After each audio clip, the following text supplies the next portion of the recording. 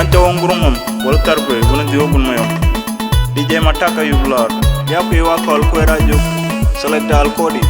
promoter post kit DJ Dot the whole make master.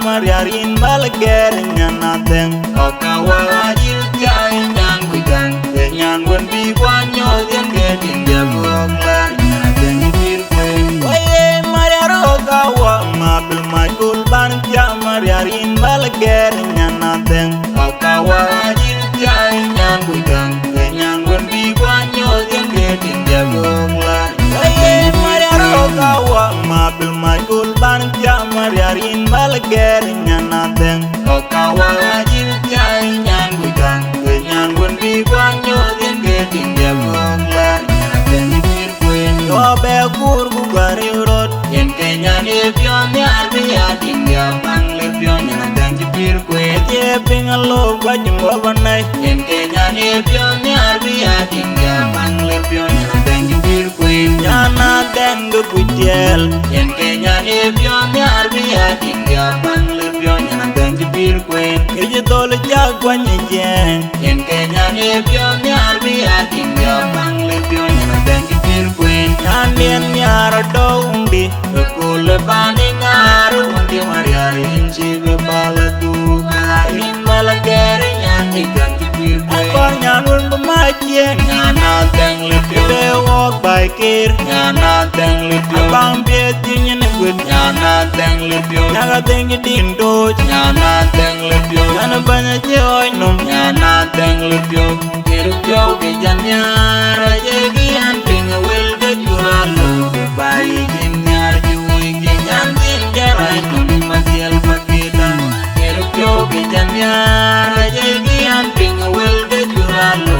bayi jim nyar juwi kinyan din jarai nuni masial pakidan kiru pyo bijan nyara jegi anping wil de juralo bayi jim nyar juwi kinyan din jarai nuni masial pakidan nyar bukan dingin mama kan nyelalo nyelendin kora banggain nyar juwi jen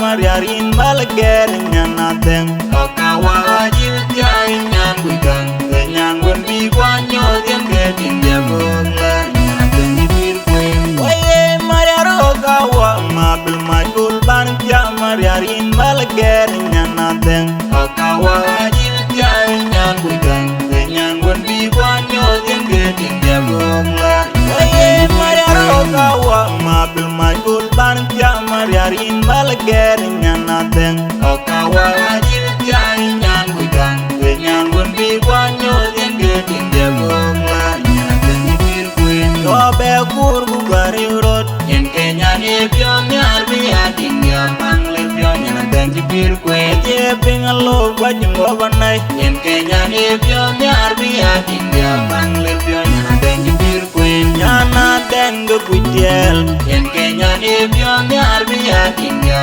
bangle pion nyanaten bir kwen je tol jagwanye jen yen kenyan e pion nyar bi adin dia bangle pion nyanaten bir kwen nyanien nyar dongdi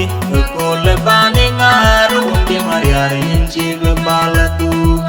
in balagere nyanyi ganti bir kwen akor nyanun bemajien nyana teng lepyo de walk baikir nyana teng lutyo abang beti nyene gut nyana teng lutyo naga teng dindo nyana teng lutyo ana banya joy num nyana teng lutyo kirupyo ke janya